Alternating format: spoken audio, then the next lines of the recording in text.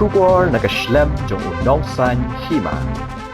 Unong yalam kaliang persya hapo yang dorba Lok Sabha Rahul Gandhi ubadai nagaseng Kongres ulapun pau bo menjur ke jingkren Presiden kari Amerika Donald Trump baka yok kakot jong kari India kalayap bat usngok men ba Trump Ukraine ni kajing shisha.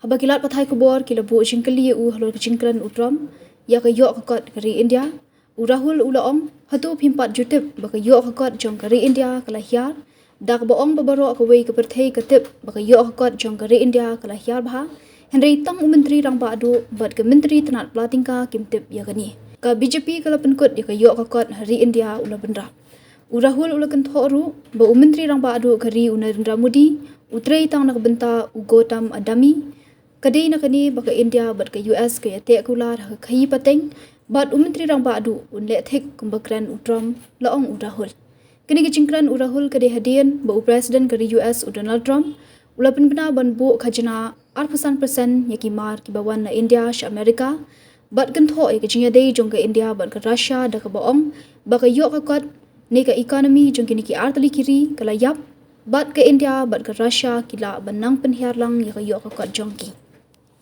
Right. I mean, everybody knows this, except the Prime Minister and the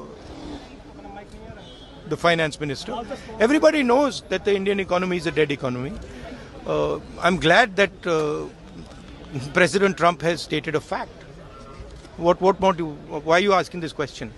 लेकिन 25% टैरिफ लगाया plus penalty भी लगा दी है. It is a dead economy. Are you people not aware of this? आपको ये मालूम नहीं है कि इंडियन इकोनॉमी डेड इकोनॉमी है? कोई कंफ्यूजन है आप में?